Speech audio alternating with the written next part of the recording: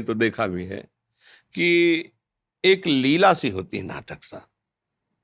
आंतरिक वो जो अध्यात्म चाहिए ठोस, वो नहीं होता है। वो होता है भजन से। कुछ आप ना पढ़े लिखे हो, केवल नाम जप करो, सब बुद्धि जागृत हो जाएगी। क्योंकि ब्रह्मा जी को किसी ने सिखाया है क्या? हम सब ब्रह्मा के बनाए हुए हैं ना। ब्रह्मा जी को किसी ने सिखाया है क्या कि तुमको कैसे क्या बनाना है? उनको जो बुद्धि दे रहा है वो है ना ईश्वर। जिससे हमारी बुद्धि बढ़ी है वो ब्रह्मा जी हैं। उन्होंने बनाया है और उन्होंने लिखा है कि इतनी बुद्धि तुम्हारी चलेगी। और जो ब्रह्मा को बुद्धि दिए हैं, जो सरस्वती को बुद्धि दिए हैं, वो है श्री भगवान, वो है श्री कृष्ण सच्चिदानंद। अगर हम उनका नाम जप करते हैं, उनके आश्रित रहते हैं, तो जो ब्रह्मा को बुद्धि प्रदान करते हैं, सरस्वती को बुद्धि, वो हमको सीधे बुद्धि, क्या जानकारी करना, सब जानकारी हो जाएगी। इसलिए जरूर नाम जप करें और अपने चरित्र पर दृष्टि रखें। हमारा जीवन तभी उज्जवल होगा, भविष्य लोक पारलौकिक सुखों से संपन्न होगा, जब हमारा चरित्र ठीक होगा। चरित्र ठीक नहीं है, बहुत पढ़े लिखे हो, पीएचडी की हो, सब की हो, तुम्हारी गंदी बात पकड़ में आ गई, अब जेल चले गए। क्या हुआ तुम्हारी पढ़ाई का? क्या हुआ तुम्हारे विषय का? या खुद तुम अंदर जल रहे हो, क्योंकि अपवित्र अधर्माचरण कोई और दंड दे ना दे, आपका मन ही आपको दंड देगा। वो जलाएगा, विषाद युक्त करेगा, परेशान करेगा। इसलिए सावधान रहिए। किसी को भी सुधारने के पहले हम अपने को देखें, और जब अपने सुधार में हैं तो हमारे संग में जो है, हम बोले ना बोले, वो सुधर जाएगा। उसका प्रभाव, माता पिता अपने आचरणों को पवित्र रखें, स्वयं भजन परायण व्यसन रहित हों, और अपने बच्चों से मित्रवत व्यवहार करके उनकी समस्या को एक मित्रवत सुलझाव देते हुए। शासन एक अलग चीज है, प्यार एक अलग चीज है। अगर आप प्यार नहीं करेंगे तो आपके शासन का तिरस्कार कर दिया जाएगा, ध्यान रखना। वही बालक आपके ऊपर शासन करने लगेगा जब बड़ा होगा। अगर आप प्यार से संभालिए, प्यार का शासन बहुत बड़ा होता है। जैसे आप खुद तो अमर्यादित खान पान कर रहे हो और बच्चे को देवता बनाना चाहते हो, कभी नहीं हो सकता। आप उनके सामने ऐसे उठो बैठो, ऐसे बात करो कि वो आचरणों का प्रभाव पड़े। आप भक्तिमान बनो तो उनके ऊपर भक्ति का प्रभाव पड़ेगा। वर्षा दुबे जी, रेडियो जर्नलिस्ट, छत्तीसगढ़ से। राधे राधे। महाराज जी, राधा वल्लभ श्री हरिवंश। महाराज जी, कहा जाता है कि भक्त भगवान से बड़ा होता है। कलयुग में कैसे ये संभव है? कृपया विस्तार में बताएं। भक्ति में किसी युग का प्रभाव धर्म थोड़ी साबित होता है। देखो, भगवान तो भगवान है, कोई भगवान जैसा नहीं, फिर उनसे बड़ा कैसे हो सकता है? बात समझ, किसका प्रश्न है? हाँ, भगवान तो भगवान है और वो अद्वितीय है, उनके जैसा कोई नहीं है, फिर उनसे बड़ा तो कोई हो ही नहीं सकता। तो क्या ये महापुरुषों ने जो लिखा वो गलत है क्या? नहीं गलत है, सच्ची है। फिर दोनों बातें कैसे सत्य हो सकती है? भगवान अद्वितीय हैं, उनके जैसा कोई नहीं है, फिर उनसे बड़ा कैसे हो सकता है? एक ये बात हुई। और एक बात हुई कि मोरे मन प्रभु वश विश्वासा, राम ते अधिक राम कर दासा। भगवान से भी बढ़कर भगवान का भक्त है, तो ये दोनों बातों का तालमेल कैसे बने? पहली बात सिद्धांत की, कि भगवान अद्वितीय हैं, एक हैं, वही अनेक रूपों में प्रकट है, उनके सिवा दूसरा कोई है नहीं, इसलिए उनके जैसा कोई नहीं, तो उनसे बढ़कर कोई है ही नहीं। अब जो बात भक्ति की महिमा की आई कि ऐसे भगवान सबके हृदय में बैठे हैं, फिर भी चराचर जगत दीन और दुखी और क्लेशित और अशांत और जन्म मरण को प्राप्त हो रहा है, उनकी उपस्थिति में सबके हृदय अचत विकारी, पर सकल जीव जग दीन दुखारी। लेकिन भक्त का जहां संग मिला, अब नहीं हो सकता ऐसा। अगर वास्तविक भक्त का आपने संग किया तो आपका जीवन अब नहीं होगा कि जन्म मरण वाला हो, अब आपका जीवन नहीं होगा कि दुख संकट वाला हो, अब आप मंगलमय भगवान के स्वरूप में स्थित हो जाएंगे। भक्त के संग का बड़े भाग पाइब सत्संगा, और बिना ही प्रयास होई भव भंगा।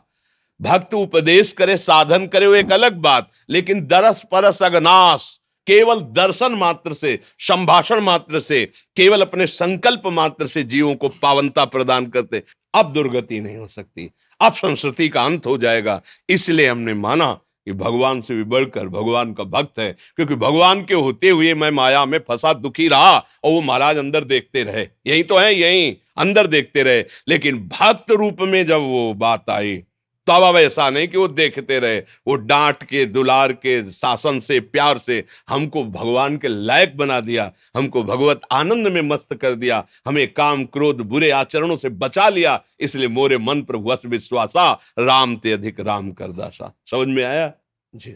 जैस्मिन कौर जी, यमुनानगर। राधे राधे मैम। राधे राधे महाराज जी। महाराज जी, जब से सत्संग सुनना शुरू किया है सारी कामनाएं व्यर्थ लगती हैं, पर जब कामनाएं त्याग का प्रयास करती हूं तो मन में एक भय सा बना रहता है। महाराज जी, क्या संसारिक कामनाएं भगवत मार्ग में रुकावट डालती हैं? कामना ही तो बंधन है, इसी का तो ज्ञान के द्वारा परिहार होता है। अच्छा, जितनी कामनाएं हैं उनका विचार करके देखो, अस्तित्व क्या है, उनकी सत्ता क्या है। गंभीरता से जब सत्संग सुनोगी, बुद्धि पवित्र थोड़ा हो, फिर विचार करके देखो, जितनी कामनाएं हैं वो सब केवल मनुष्य शरीर के भोग के हैं। आप देख लो, हम अमुक पदाधिकारी बन जाए तो सम्मान का भोग करेंगे, हमारे पास रुपया आ जाए तो हम मनमानी खर्चा करके विषयों का भोग करेंगे, हम मनमानी देख सकते हैं, सुन सकते हैं, सूंघ सकते हैं, छू सकते हैं, भोग सकते हैं। सारी कामना इन्हीं की होती है। शब्द, स्पर्श, रूप, रस, गंध, इन्हीं विषयों के भोग की लालसा हमारे अंदर कामना पैदा करती है। यही कामना हमारा बंधन है। अगर हम इस विष रूपी कामना को अमृत बना पावे तो बढ़िया बन जाए। कामना त्याग से बहुत भय लगता है, तो कामना को अगर हम सुधार सके तो अच्छा हो जाए। तो अब जैसे हमारी अच्छी खाने की आज इच्छा है तो हम प्रभु को अर्पित करके भोग लगा के पा रहे हैं। अब हमारे पास धन नहीं है, हमारी धन की इच्छा है, तो प्रभु सबसे बड़े धनी है, हम उनसे मांगे, हे नाथ, आप उचित समझें तो परिवार भरण पोषण के लिए, हमारी कामनाओं की पूर्ति के लिए आप हमें धन दीजिए। पिता है, मालिक है। भगवान ने आदेश किया है, आर्त, अर्थार्थी, जिज्ञासु, ज्ञानी मेरे उदार भक्त हैं। उदार भक्त, पिता से जब मांगा जाता है तो अच्छा लगता है पिता को। अगर वही पिता देखे कि औरों से मांग रहा है तो लगेगा ना कि यार मेरा होकर के औरों से मांग रहा है। और पिता से मांगा जाए तो पिता को अच्छा लगता है। भगवान ने गीता जी में कहा है, अर्थार्थी भक्त, अर्थ चाहना है, मेरे से मांगो। क्या अब हमने मांगा कि भगवान मुझे अर्थ की जरूरत है और आप अर्थ दीजिए, वो नहीं दे रहे। इसका मतलब मैंने कहीं अर्थ का दुरुपयोग किया है। जैसे पिता हमको 1,000 रुपए दिए, मांगे या बिना मांगे, और हमने मनमानी आचरण में उसे गंदी जगह खर्चा किया। अब हम आचरण सुधारना चाहते हो, 1,000 मांगते नहीं मिलेंगे। अब पहले वो देखेगा तुम्हें बहुत समय तक कि तुम्हारे अंदर योग्यता आई है कि नहीं आई, कि सही ढंग से खर्चा। यद्यपि संपत्ति वो तुम्ही को देगा, तुम उनके हो। ये वैभव किसके लिए रचा है? लेकिन अधिकारी पुत्र को ही युवराज बनाया जाता है, मूर्ख पुत्र को युवराज नहीं बनाया जाता। हम लोगों ने बहुत मूर्खताएं की।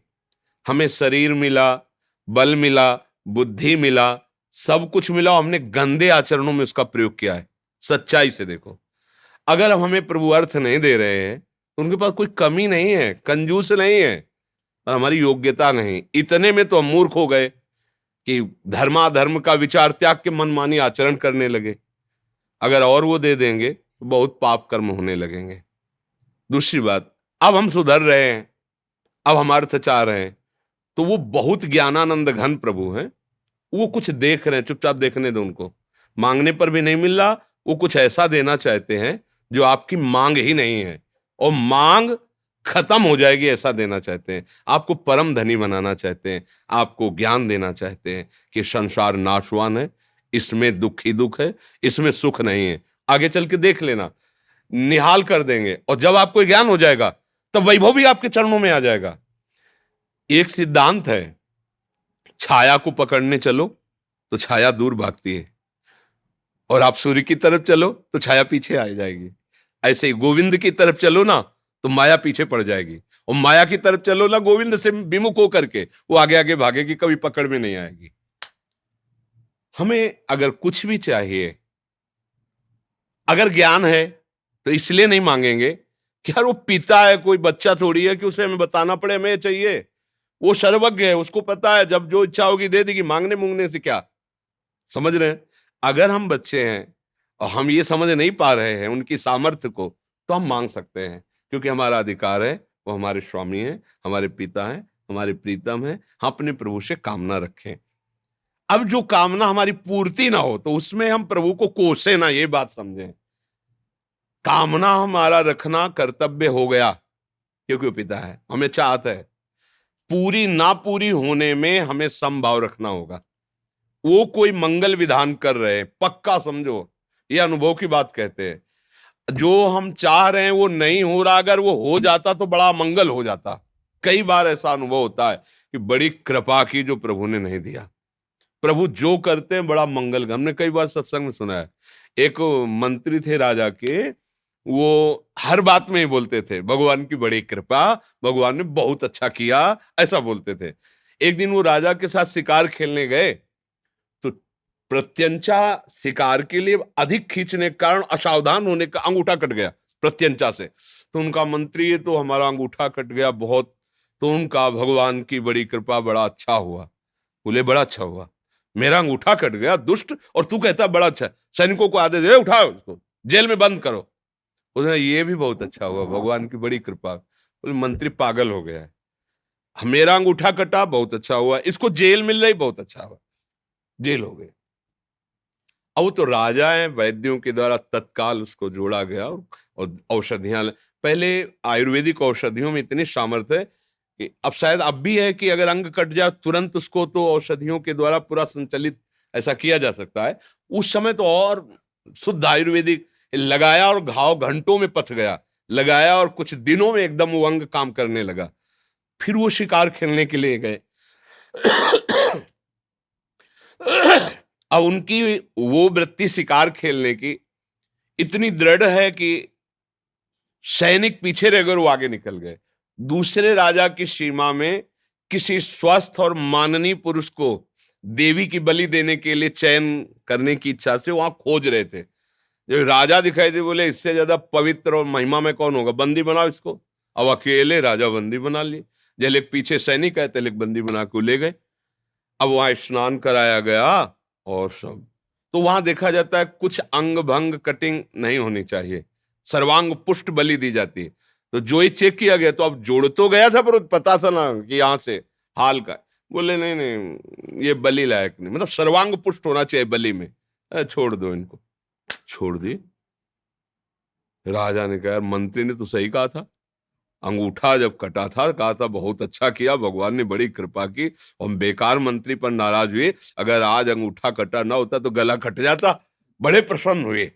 अब आए, मंत्री को बुलवाया और कहा कि तुमने कहा था अंगूठा कटा, बड़ा अच्छा हुआ, भगवान की कृपा हुई।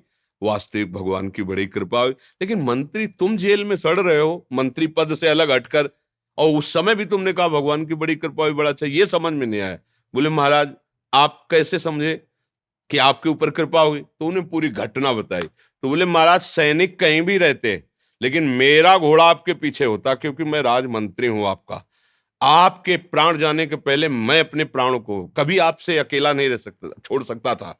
जब आप बंदी बनाए जाते तो मैं भी बंदी बनाया जाता, और आप तो अंगूठे में बच जाते, लेकिन मेरी तो गर्दन उतर जाती ना। तो भगवान ने सुरक्षित करके दिया, मुझे जेल में रख के भगवान ने बड़ी कृपा। वास्तविक बात है, भगवान की तरफ से जो होता है वो मंगल भवन है, कृपा। हम थोड़ा सा ना वो ज्ञान होने के कारण सोचते हैं भगवान ने ऐसा क्यों कर दिया, उनके पास क्या कमी है, ऐसा वैसा। वो जो करते हैं बहुत अच्छा करते हैं। हमें चाहिए कि हमें अपने प्रभु की खुशी में खुशी रहने वाला स्वभाव बना लेना चाहिए, तो बहुत आनंद आ जाएगा। भक्ति में वो कामनाएं बाधक हैं जो भगवान से विमुख करें। जो कामनाएं हमारी भक्ति को बढ़ाएं, वो हमें कामनाएं त्यागने की जरूरत नहीं, उनको मोड़ने की जरूरत है। आज ये खाया जाए, हाँ ठीक है, अपने पास सुविधा दी है, सुंदर भोग बनाओ, अपने ठाकुर को भोग लगाओ और चार को पवा के पाओ, उत्सव मनाओ, आनंदित हो, क्या परेशानी। भगवान ने बहुत अर्थ दिया है, बीमार जनों की सेवा में लगा दो, गरीब जनों की सेवा में लगा दो, पशु पक्षियों की सेवा में लगा, कितना बढ़िया हो गया। वो आशीर्वाद देंगे, आपका हृदय शीतल हो जाएगा।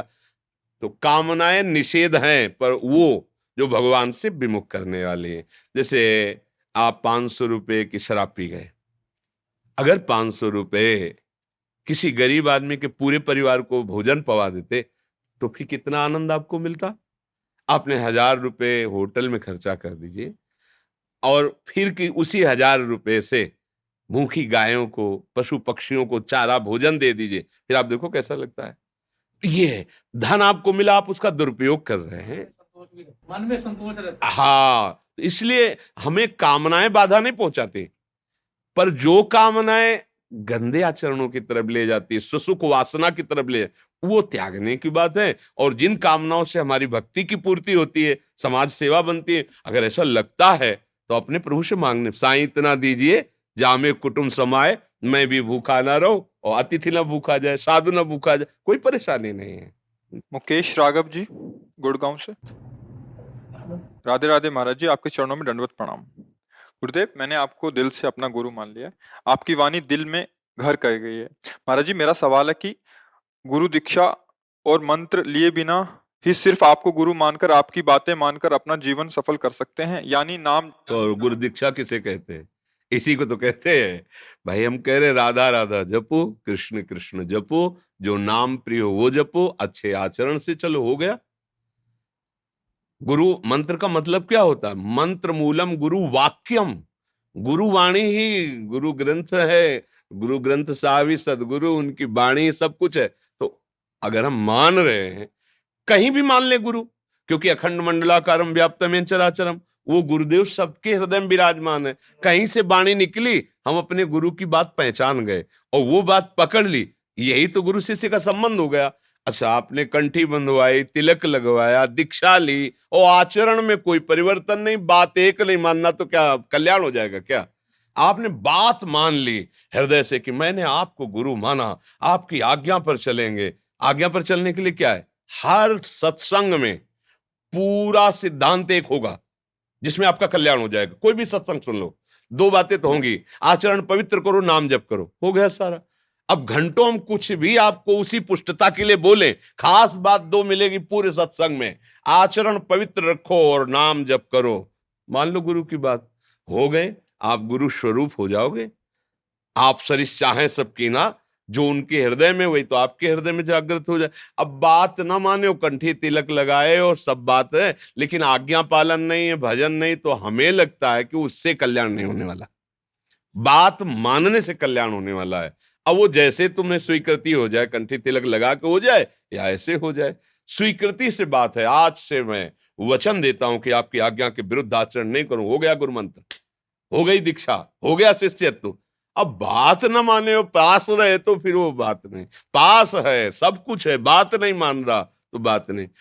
एक गुरुदेव की सेवा में लगा शिष्य, तो उसने एक दिन कहा कि महाराज मुझे कुछ धन की इच्छा जागृत होती। तो उन्होंने कहा कि अच्छा, यमुना जी आ रहे हैं, स्नान करके आएंगे, तो हमारी कुटिया में एक पारस मणि रखी है, वो हम तुम्हें दे देंगे, जितना चाहे सोना बना लेना। गुरुजी तो स्नान करेंगे, छोटी सी कुटिया थी, उसने सोचा कि पारसमणि कुटिया में रखी, ढूंढा, पूरी नहीं मिली। लौट के आए तो उनका गुरुजी पारसमणि तो है ही नहीं यहाँ। बोलो सामने डिबिया नहीं रखी? तो बोले गुरुजी डिबिया तो लोहे की है, देखा तो हमने, पर सोचा अगर इसमें पारसमणि होती तो लोहे की डिबिया सोना बन जाती, क्योंकि उसका प्रभाव है। बोले उठा के लाओ, लाए तो बीच में रुई रखी थी, रुई में पारसमणि। बोले देखो ये लोहे की डिबिया इसलिए सोना नहीं बनी, पारसमणि और लोहे की डिबिया के बीच में रुई रखी है, पर्दा है बीच में, इसलिए नहीं हुआ। रुई अटैच हुआ है, सोने की हो गई। उसको विश्वास, हाँ ये पार। ऐसे ही गुरुवाणी, नाम, उपदेश, ये आपको स्वर्ण जैसा चमका देंगे, पर अहंकार रूपी उस रुई लगी ना बीच में, तो स्पर्श नहीं हो पाता। मनमानी आचरण कर रहे हैं, उनकी बात नहीं मान रहे, तो पारसमणि को भी व्यर्थ समझ रहा है कि अगर पारसमणि होती तो लोहे की डिबिया सोना बन जाती, पर अंदर की बात नहीं समझ रहा कि इसमें रुई का पर्दा लगा हुआ है। ऐसे पास है, वर्षों पास है, पर गुरु की बात नहीं मानी तो कुछ असर नहीं हुआ। बोले हम देखो 10 साल रहे, कोई लाभ नहीं मिला। क्यों? क्योंकि बीच में तुमने अहंकार का पर्दा रखा है, इसलिए गुरु की कृपा का तुम अनुमोदन नहीं कर पाए, उस बात को नहीं समझ पाए। दूर देश में बैठा, बात सुन ली, भजन शुरू कर दिया, उसको लाभ मिलना शुरू हो गया। गुरु शिष्य का संबंध आज्ञा पालन पर टिकता है। दूर से अगर हम सुन लिया, मान लिया, हो गया। गुरु जी को भी पता नहीं कि हमारा शिष्य है, लेकिन पूरा समर्पित तो जो गुरु जी के हृदय में चल रहा है वही आ जाएगा। ये अध्यात्म का खेल है, ये अध्यात्म है। ये कोई सांसारिक थोड़ी कि इसमें वो व्यवहार वाला पाणी ग्रहण वो सब ऐसे हो रहा है, बोले पंडित की जरूरत है, मंत्र बोला गया फिर। ये कोई संसार के संबंध नहीं, ये भागवती मन से चयन किया आपकी वाणी ही। जिन महापुरुषों की वाणी पकड़ लो वो गुरुदेव ही हैं, उनकी बात मान ली, बात बन गया। समझ रहे हैं हमारी बात जी कि जब हम लोग यहाँ से धरती छोड़ के जाएंगे तो वहाँ पर मेरे जो पूर्वज हैं, नानी जी हैं, माता जी हैं, तो क्या उनके दर्शन हो पाएंगे हमको? प्रेम गलियति साकरिता में न दो समय, वहां जो पहुंचता है ये सब रूप नाशवान है। वो सच्चिदानंद भगवत स्वरूप, वहां कोई दूसरा नहीं होता, वहां एक ही होकर जाता है। तरंगे खत्म होने पर केवल समुद्र ही रहता है ना। ये नाना नानी मामा मामी रिश्ते नाते तरंगे हैं, और तरंगे जब मिटेंगी तो बचा क्या? समुद्र का स्वरूप एक ही है ना, वही भगवान समुद्र है। ये सब तरंगे उन्हीं में लीन हो जाते हैं। उनके दर्शन से विश्व दर्शन हो गया। वो सारे रिश्ते नाते उन्हीं से थे, उन्हीं से है, उन्हीं से रहेंगे। ये ना जानने के कारण हम अलग अलग संबोधन करते हैं, माता पिता नाना नानी ये सब। लेकिन जहाँ ज्ञान प्रकट हुआ, जहाँ निर्मल हृदय हुआ, हम भगवान को प्राप्त किए, तो वही सब बने थे, ये समझ में आ जाता है। वहाँ दूसरा कोई ये रूप नहीं है, ये सब मायक रूप है और ये नष्ट हो जाते हैं। इनकी सत्ता नहीं है, जिसकी सत्ता है वो समुद्रवत एक है। ये सब तरंगे हैं उसी समुद्र की, और वो जब लीन होती है तो बचता समुद्र है। पहले समुद्र, बाद में समुद्र, बीच में भी समुद्र। तरंगे केवल स्फुरित हो रही है, वायु विकार के कारण तरंग नाम अलग हुआ। ऐसे ही ये जीव नाम, स्त्री पुरुष संबोधन, ये तरंगे हैं माया विकार के। ये खत्म हुए, समुद्र ही समुद्र, भगवान ही भगवान। समझ रहे ना?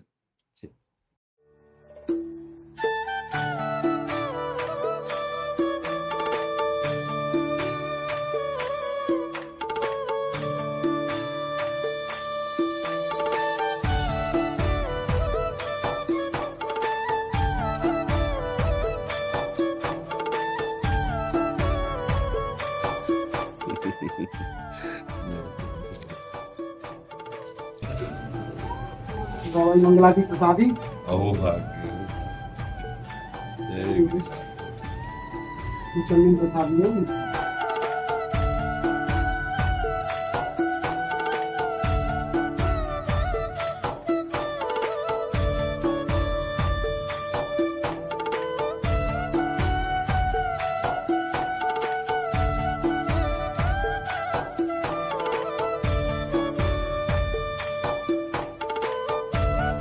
एक चुनरी सखी को उड़ाओ।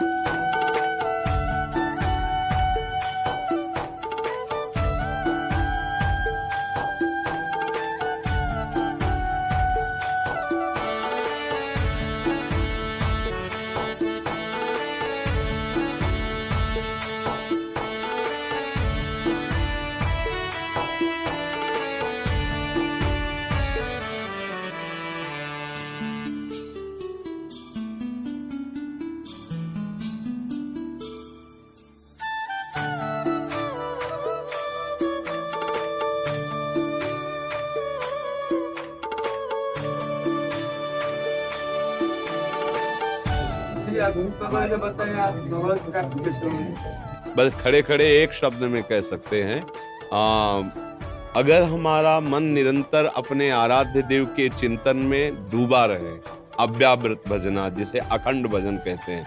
भगवान ने गीता जी में कहा है, अनन्य चेता सततम यो माम स्मरति नित्यशाह तस्याहम सुलभा पार्थ नित्य युक्तस्य योगिना। हे पार्थ, यदि मेरा अनन्य चिंतन हो, अन्य कोई चिंतन न होने पाए, कृष्णाकार वृत्ति, तो सुलभा, मैं उसके लिए सुलभ हो जाता हूं, अर्थात मेरा वो साक्षात्कार करने की योग्यता प्राप्त कर। अनन्य चेता सततम यो माम स्मरति नित्यशा, जो निरंतर मेरा सतत स्मरण करता है, मैं उसके लिए सुलभ हो जाता हूँ। भगवान के वचन है। तो हमारा मन निरंतर प्रभु के सावई मन कृष्ण पदारविंदयो, भगवत चिंतन में डूबा, भगवत प्राप्ति हो गई। भजन में जीवन ही भगवत प्राप्ति है। अगर भजन जीवन में नहीं है तो भगवान को देखने के बाद भी उनके हृदय में कोई परिवर्तन नहीं। दुशासन, दुर्योधन आदि को देख लीजिए। भजन ही जीवन है, हर समय भगवदाकार वृत्ति ही भगवत प्राप्ति है। अब इसके लिए प्रयास करें, हर समय गुरुजनों के द्वारा जो उपदेश आदेश है उनका पालन करते हुए चले। ठीक है, धन्यवाद।